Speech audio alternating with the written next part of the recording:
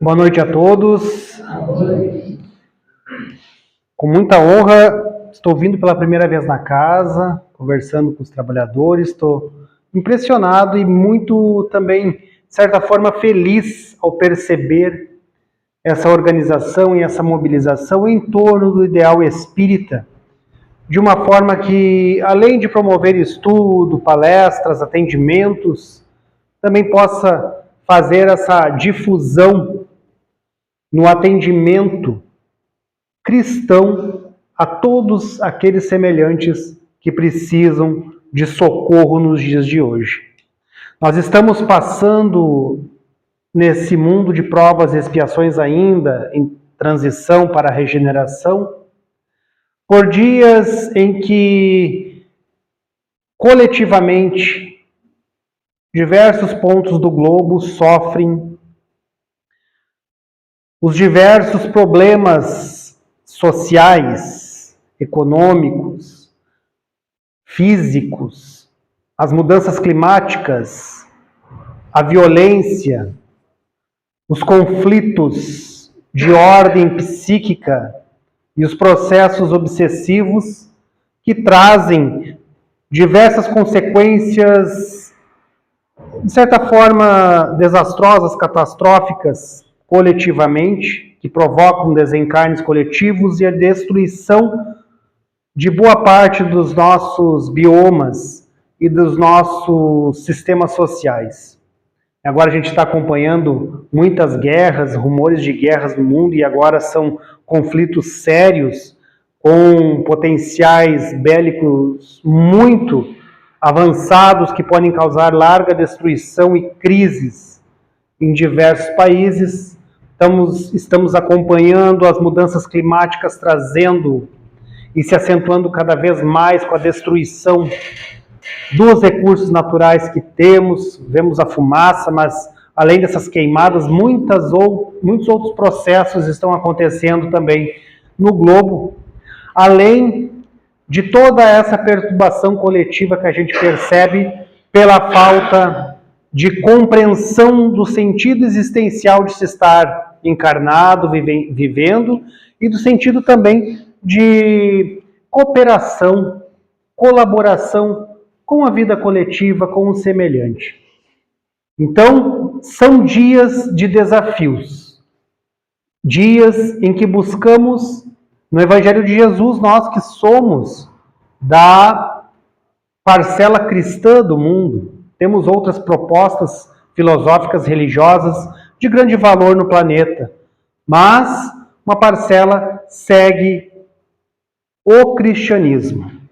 E nós, da doutrina espírita, seguimos aquele cristianismo essencial em sua pureza e doutrina moral, que é a proposta de Allan Kardec no livro O Evangelho segundo o Espiritismo, quando ele define o objetivo da obra, trazendo a moralidade do ensinamento e da vida do Cristo como alicerce da obra e como aqueles valores que podem fazer com que um espírita seja um bom espírita, um espírita comprometido com o seu mundo íntimo e com as questões do mundo.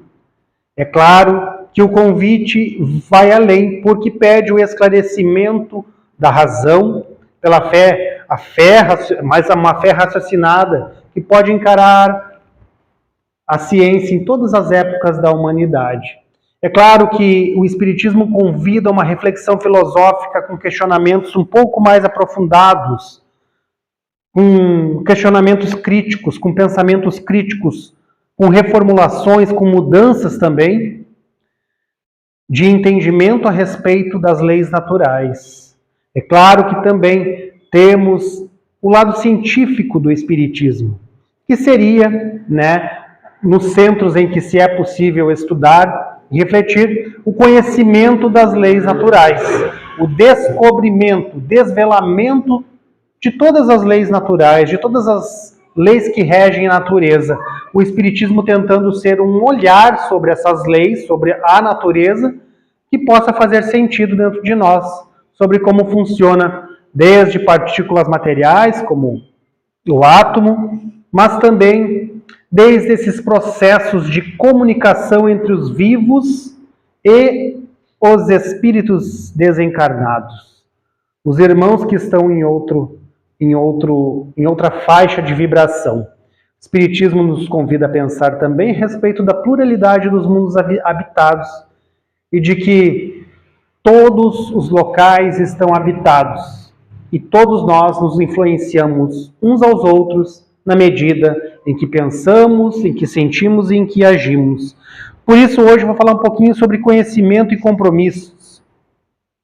No capítulo 18 dessa obra do Evangelho segundo o Espiritismo, intitulado Muitos os chamados, poucos os escolhidos, Allan Kardec nos convida a uma série de reflexões sobre as bênçãos que recebemos como ferramentas para a jornada evolutiva e a nossa postura no mundo com o uso dos recursos que temos.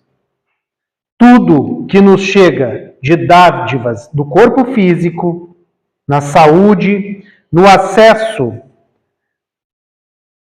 ao conhecimento dos recursos, ao acesso do conhecimento de todos os recursos científicos que temos na atualidade. Nós nunca tivemos tantos instrumentos e tanto desenvolvimento intelectual que pudesse nos dar clareza de muitos processos naturais, de muitos fenômenos que são estudados pelas diversas ciências que temos no mundo. São bênçãos esses conhecimentos e essas possibilidades de explorar o microcosmo, o macrocosmo e também outras faixas vibratórias ou até mesmo o fundo dos oceanos e muito mais. Nós temos ainda como recursos, os recursos financeiros são bênçãos. Os bens materiais, a estrutura familiar também são dádivas que podem ser compreendidos como instrumentos de evolução espiritual. Claro que não são todas as encarnações que nós recebemos todas essas oportunidades de uma única vez. Além de muitas vezes nós recebermos belas possibilidades, belos recursos, mas não nos darmos contas e não conseguirmos aproveitar. Vide a parábola dos talentos contada pelo próprio Jesus, que consta nos evangelhos. Nós temos então assim a necessidade de perceber o que temos recebido do alto nessa encarnação e como que nós podemos utilizar cada bênção, cada recurso para a nossa jornada evolutiva. Nesse capítulo, Kardec desenvolve a reflexão sobre o item muito se pedirá àquele que muito recebeu, considerando o trecho selecionado pelo codificador do Evangelho de Lucas. Diz Jesus: o servo que souber da vontade de seu senhor e que, entretanto, não estiver pronto e não fizer o que dele queira, será rudemente castigado. Mas aquele que não tenha sabido da vontade e fizer coisas dignas de castigo, menos punido ele será. Muito se pedirá àquele quem muito se houver dado, e maiores contas serão tomadas àqueles a quem mais coisas se tenha confiado.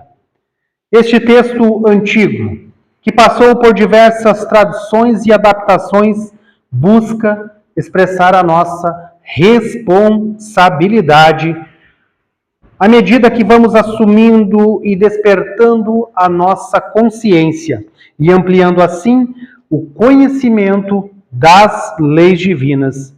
Esse é um processo que numa altura da vida acontece com todos aqueles que tomam, de certa forma, o contato com o Evangelho de Jesus. E também acontece, sim, com aqueles irmãos de outras correntes de filosofia e de religiosidade. É claro que nessas outras escolas há muitos aspectos que descortinam as leis naturais. Mas nós espíritas temos o compromisso com o conhecimento espírita, que vai buscar em todas as tradições antigas aquilo que elas possuíam de verdadeiro que pudesse estar em harmonia com o nosso sentimento ao longo das nossas encarnações na Terra, mas principalmente que pudesse ter algum sentido de interpretação quando nós usamos a razão.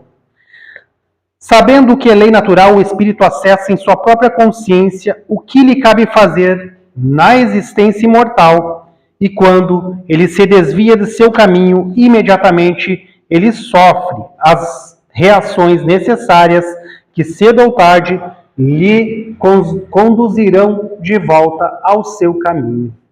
É assim, à medida que vamos conhecendo, avançando nos atributos das leis naturais, nos seus conceitos, nós vamos adquirindo responsabilidade.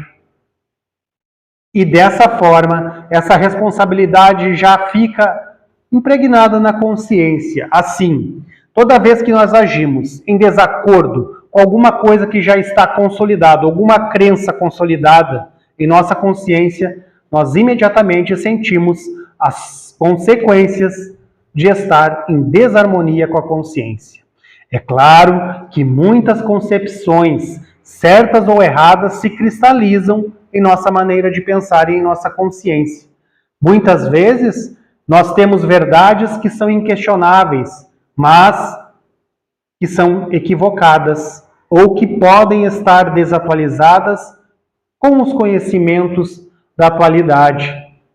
Porém, à medida que nós vamos nos dedicando com o estudo, nós vamos despertando, retirando aquilo que é excesso e aquilo que é alegórico, aquilo que é enfeite, e ficando com a essência, com o perfume da mensagem de Jesus, do conhecimento espírita, das leis naturais. Kardec seleciona um trecho do Evangelho de João em que Jesus chama a atenção para esse processo. Vim a este mundo para exercer um juízo, a fim de que aqueles que não veem, vejam, e aqueles que veem se tornem cegos. Alguns fariseus que estavam com ele, ouvindo essas palavras, lhe perguntaram: também nós somos cegos? Jesus responde: se fossem cegos, não teriam pecados, mas agora dizem que enxergam. É por isso que em vós permanece o vosso pecado. Claro que esse texto do Evangelho faz um recurso literário, linguístico, para dar cores, contrastes, chamar a atenção com essas expressões, como pecado, como cegueira, querendo dizer exatamente o seguinte: enquanto nós ignoramos alguma lei natural e algum processo que seja interessante de conhecimento e que tenha sentido, que tenha conteúdo de verdade, nós não temos tanta responsabilidade ante nossas atitudes, ante nossas escolhas, ante nossas decisões, quanto a responsabilidade que temos quando conhecemos um pouco a mais. É dessa forma que entendemos a boa nova trazida pelo Cristo como a dádiva para os humildes, para os mansos, os justos, os pacíficos, os puros de coração.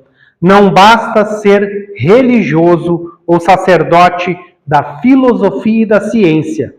Para cumprir as leis naturais, se faz necessária a jornada do autoconhecimento, da reforma íntima, que é a correção dos vícios que trazemos do passado.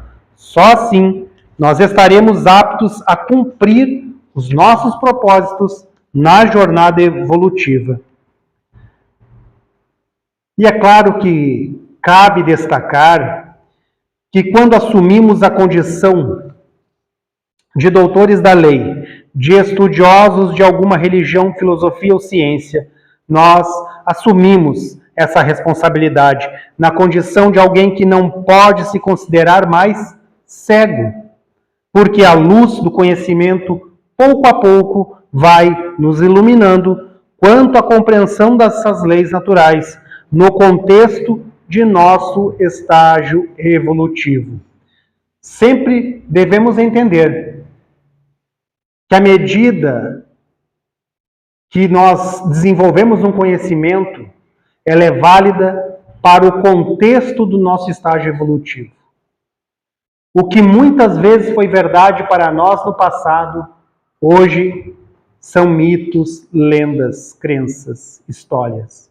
Muitas coisas do que é verdade hoje para nós, a nossa capacidade de observar, de pensar, de refletir, de sentir, amanhã também estará ultrapassada.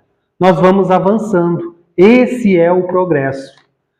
Lembrando que na condição ainda de mundo de provas e expiações, os espíritos que aqui habitam são espíritos ainda comprometidos com o seu passado e que ainda têm um desenvolvimento intelecto-moral mais ou menos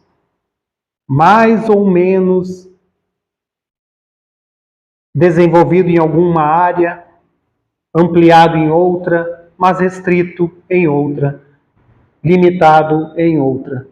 É assim. Assim como em diversos outros temas do Evangelho segundo o Espiritismo, Allan Kardec enfatiza também neste que as palavras de Jesus, transcritas no Novo Testamento, encontram aplicação no ensino dos Espíritos. São máximas com ensinamentos profundos e de vida eterna que o Espiritismo reflete para a atualidade do mundo. Então, todo aquele que sabe o que Jesus disse, mas não busca praticar, pode estar construindo o seu próprio cárcere de culpa. Conhecer, mas não praticar, é construir o seu próprio cárcere de culpa. Por quê? Porque num determinado momento de uma prática que não está de acordo com aquilo que nós acreditamos, a nossa consciência vai tocar um alerta. E às vezes de forma inconsciente. Nem sempre será de forma consciente que a gente vai ter o pensamento crítico presente e vai saber, isso está errado, isso está errado. Mas a consciência sabe. O espírito imortal sabe que aquilo ali ele já aprendeu. Então, ele precisa criar uma situação para que possa haver um aprendizado integral por meio da prática. É por isso que muitas circunstâncias, situações e pessoas que se apresentam em nossas vidas, nos trazendo inúmeros desafios que consideramos problemas, são apenas professores da vida, mensageiros do alto que trazem algo para que a gente perceba fora alguma coisa que não está ainda bem trabalhada no mundo íntimo. Então, essas máximas, esses ensinamentos, todo aquele que sabe o que Jesus disse, mas não busca praticar, pode estar nesse processo da culpa. Porque a consciência sabe, mas o indivíduo conduzido pelo ego negligencia o conhecimento e age no sentido contrário. Eis o conflito que cedo ou tarde eclodirá nessa culpa. Sentimento gigante que traz consequências dolorosas, como, por exemplo, a paralisia na ação ou até mesmo ações desesperadas. A gente vê muitas vezes que quando temos culpa de algo, nós começamos a fazer escolhas, e essas escolhas muitas vezes ou é para compensar algo errado que a gente fez, uma compensação, ou a não ação, a paralisia, ou até mesmo um processo de perturbação psíquico que pode nos levar à depressão, a estresse, à ansiedade, chegando ao ponto de processos obsessivos dos mais variados graus. E é por isso que nós devemos superar esse sentimento de culpa. Desenvolver de forma consciente que estamos aqui em aprendizado e que recebemos às vezes a lição por meio de um livro, de uma palestra, de uma música, de alguém que chega e conversa conosco, Deus, a natureza, está o tempo todo se comunicando conosco. Nós estamos recebendo as lições. Nós precisamos entender. Nós precisamos primeiro assimilar elas, compreendê-las e assim vivenciar as experiências de forma que possamos superá-las como lições de uma escola. É dessa forma. Só que muitas vezes, como a gente, todos que evoluem na Terra ainda são espíritos imperfeitos, muitas vezes a gente vai ter lições que teremos que repetir. Esse é o processo de reencarnação, mas dentro de uma mesma existência também pode ocorrer fenômenos assim. Errei uma vez, errei a segunda, magoei alguém na terceira, feri alguém numa quarta vez. Mas daqui a pouco vou parar. Eu preciso corrigir esse rumo. Esse rumo eu tomava quando eu tinha outra condição emocional, outra condição intelectual. Agora, eu não preciso mais fazer essas escolhas. Eu posso agir diferente. Nem que seja um pequeno passo. Mas eu posso começar dando esse passo para que assim, a partir de uma nova matriz de escolhas, eu tenha a curto, a médio e a longo prazo efeitos mais positivos.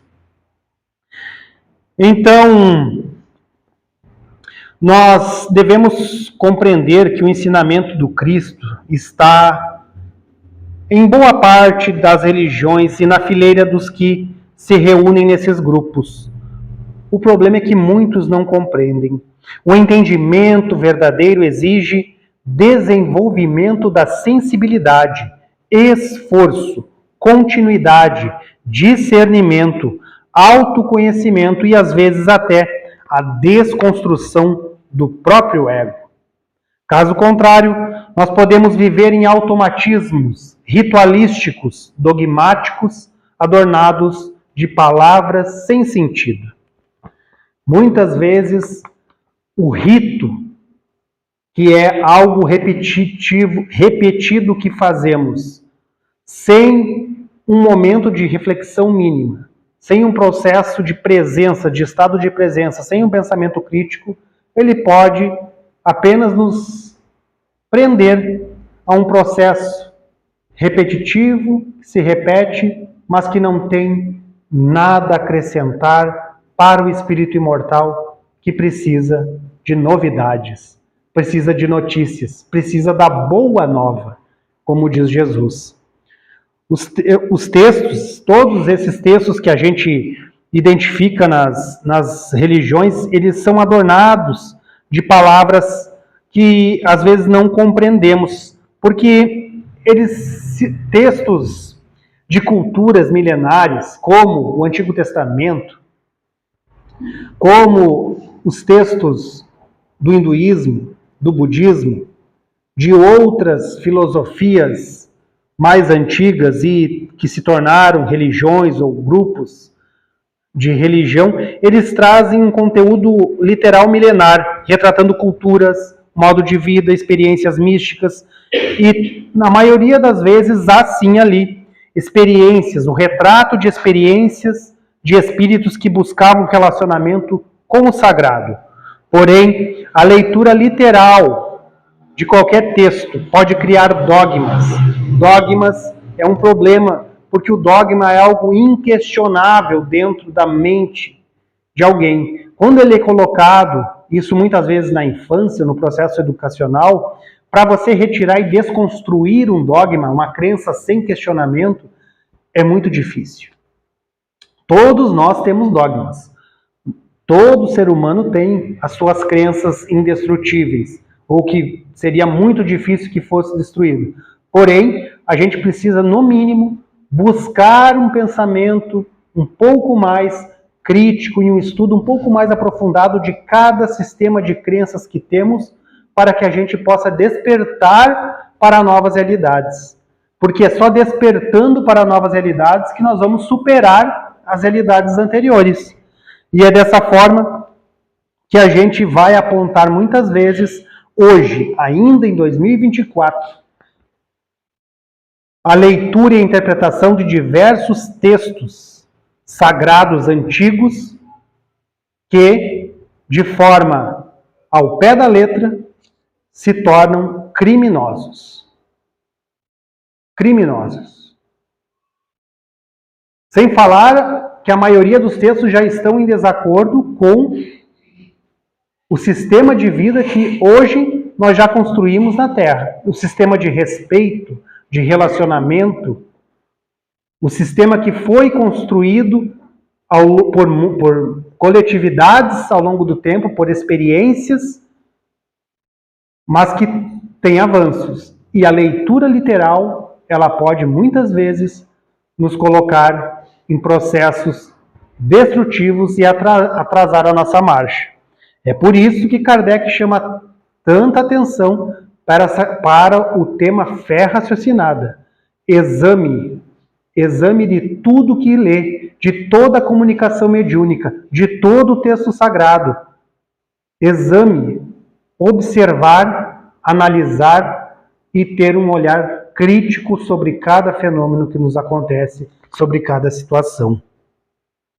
O poder político e econômico sempre se apropriou de propostas inquestionáveis que a religião impõe. Jesus chamou a atenção daqueles que professam uma coisa e vivem outra, ou transmitem o conhecimento à sua maneira. Por essas questões, na atualidade muitos falam de Jesus, mas ainda poucos compreendem o seu legado espiritual, que é o que Kardec tentou trazer. Kardec deixou de lado diversos temas e circunstâncias do Novo Testamento, focando no ensinamento moral de Jesus. Nós espíritas temos ainda notícia de que Jesus é o diretor espiritual do orbe, do planeta que está em sua tutela. O seu evangelho, a sua mensagem é o alimento para a nossa vida. É o alimento que nos integra novamente a esse circuito de vibração, de pensamento, de postura, com todos os ecossistemas, ou todos os sistemas que podemos ter na Terra, vibracionais, naturais, de relação. Então, no século XIX, os espíritos da codificação trazem o ensinamento do Cristo em sua pureza espiritual, sob diferentes perspectivas que, desenvolvidos e comentados, estejam de forma cristalina ao alcance de todos. Espiritismo é para todos. Doutor ou analfabeto, crente ou ateu, cristão ou de outras crenças, todos estão convidados a compartilhar o conhecimento que agora vem com as alegorias explicadas.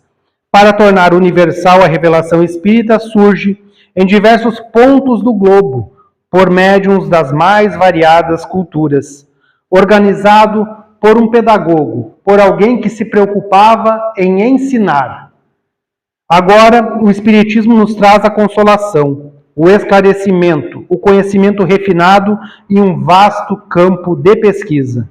Mas, por outro lado, traz também essa responsabilidade de todos que conhecem buscarem a transformação íntima, pois não dá mais para alegar a ignorância, a falta de instrução, a obscuridade do sentido alegórico. O codificador ainda chama a atenção sobre a postura de muitos que, ao identificarem no conhecimento espírita algo curioso, não aproveitam para o desenvolvimento moral, sem que o coração e a consciência sejam tocados pela melodia divina que convida a todos ao destino do progresso. O conhecimento espírita chega em nossas vidas não para que fiquemos nós maravilhados com os fenômenos mediúnicos de materialização, com notícias sobre curiosidades do além, sobre também o que eu fui, quem eu fui, o que eu fiz na vida passada. Não é esse o propósito da doutrina espírita, mas é sim a oportunidade de que os raios das palavras e vida de Jesus entrem pelas frestas do nosso ego e pelo nosso esforço assim realizemos a reforma íntima, transformando o orgulho em humildade, o egoísmo em caridade, a indiferença em compaixão. Esse é o compromisso de quem conhece a doutrina espírita. Cabe destacar ainda que falar em evolução espiritual, conhecimento, compromissos, entre outros termos bastante usados na difusão do espiritismo, pode soar vago e sem significado se não for compreendido e sentido em sua expressão mais simples. O ensinamento de Jesus, refletido pelo Espiritismo para a nossa situação atual, nos direciona a mudar o ciclo de sentimentos. Precisamos fazer essa troca de sentimentos, sair do ciclo repetitivo, que se nós anotarmos num caderno, a gente vai ver. No dia de hoje, nessa semana, eu senti esse sentimento, esse, depois voltei a sentir esse, e assim vai indo, e assim vai indo. Nós precisamos trocar sentimentos de mágoa, ira, ambição, vaidade, orgulho, entre outros, para o perdão, para o amor, a caridade, a busca pela justiça e a vida digna. Essa mudança resultará em escolhas melhores que as anteriores, e assim que nós vamos mudando gradualmente a nossa trajetória. E o recado aos médiuns, aos expositores espíritas, trabalhadores de toda a ordem que recebem e difundem as comunicações edificantes, mas mesmo assim persistem no mal. Nós podemos estar escrevendo nossa própria condenação, pois frequentemente nós achamos que a orientação disciplinadora serve para o outro e não para mim. É comum nós pensarmos assim, ao escutar uma mensagem mediúnica, ao ver uma palestra: pena que fulano não está aqui, pena que ciclano não ouviu isso, pois essa mensagem, essa palestra era para ele. Muitas vezes nós pensamos assim, pois é bem o contrário. Os espíritos se dirigem exatamente aos ouvidos que ouvem. Não procuremos aplicar as orientações do alto aos outros. A mensagem chega sempre para quem precisa, como nos ensina Jesus no capítulo 7 do Evangelho de Mateus. Porque enxerga o argueiro no olho do teu irmão e não a trave no teu olho? Ou como diz ao teu irmão, querendo lhe tirar o argueiro, quando tem no teu uma trave? Hipócrita, tira primeiro a trave do teu olho, e então verás como tirar o argueiro do olho do teu irmão. Ilumina primeiro o teu coração, fortalece primeiro o teu conjunto de conhecimentos, para que assim você esteja um pouco mais iluminado do que ontem, do que anteontem, e assim possa também ser um ponto de referência e de luz para aquele que está numa situação um pouco mais vulnerável naquele momento. Busca aplicar o Evangelho dentro de si, e assim pouco a pouco terá a oportunidade de, pelos exemplos, ser uma carta do Cristo, ser um ponto de luz para aquele que está tateando na escuridão. E Jesus também diz aos fariseus: se fossem cegos, não teriam pecados. É que a culpabilidade está no grau do conhecimento que temos. Os fariseus eram a parte mais esclarecida do povo judeu, conduzia a massa. Logo, eles também eram os mais repreensíveis pelos abusos, pela conduta hipócrita de que o povo que ignorava muitas coisas. Ocorre o mesmo hoje. A nós espíritas, por exemplo, será pedido muito, pois recebemos um conhecimento que amplia os horizontes, mas se aproveitarmos tudo que estamos recebendo com o contato da doutrina espírita, nós vamos receber muito mais. Enquanto mais nós buscarmos esse envolvimento, esse conhecimento e a prática, mais dádivas vamos recebendo porque nós recebemos o recurso e compartilhamos esse recurso, multiplicando os seus benefícios. Como também naquela passagem que Jesus conta a parábola dos depositários fiéis. Nosso pensamento deve ser voltado com sinceridade ao conselho dos Espíritos e com discernimento nós precisamos identificar o que está sendo dito para o mundo íntimo naquele momento. O que é preciso corrigir? O que é preciso desenvolver? Lembramos de Santo Agostinho, que faz o inventário do dia, que está lá, a questão do Livro dos Espíritos. O Santo Agostinho toda noite fazia um inventário das suas ações, seus pensamentos, quando que ele feriu, que ele ofendeu alguém e quais as ações ele deveria tomar para poder reparar aquilo. A gente pode fazer isso. Muitas vezes não precisa ser escrito, pode ser pensado no momento da prece, pode ser feito 2 vezes ao dia, de forma mais dinâmica, mas é importante identificar. Mesmo que doa, às vezes, da gente encontrar, quando começa a fazer o processo de respiração, fechar os olhos, o autoconhecimento, o que vem primeiro? Pensamentos de toda ordem, confusos, daqui a pouco vem o nosso próprio ego mostrando as coisas que temos feito. E muitas coisas que nos são mostradas, muitas vezes, nós não gostamos, nós não concordamos, nós sentimos vergonha de nós mesmos, às vezes, por ter agido de determinada forma. Mas é preciso enxergar isso, identificar, porque só identificando e dando nome a cada situação, nós conseguiremos, depois, com o tempo, encontrar de forma raciocinada um caminho de solução e de correção para aquele problema, para aquele comportamento, para aquele vício.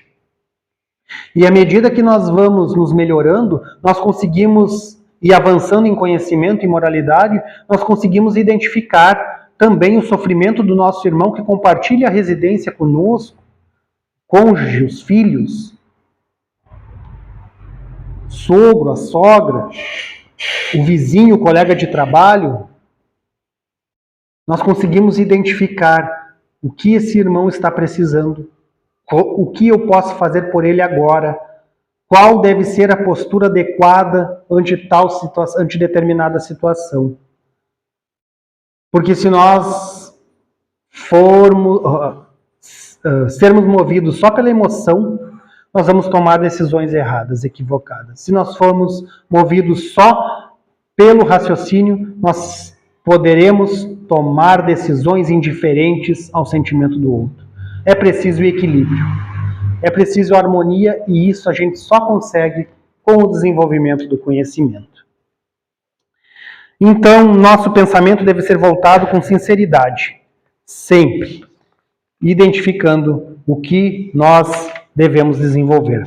Kardec diz que o Espiritismo vem multiplicar o número dos chamados e, pela fé que proporciona, também deverá multiplicar o número dos escolhidos.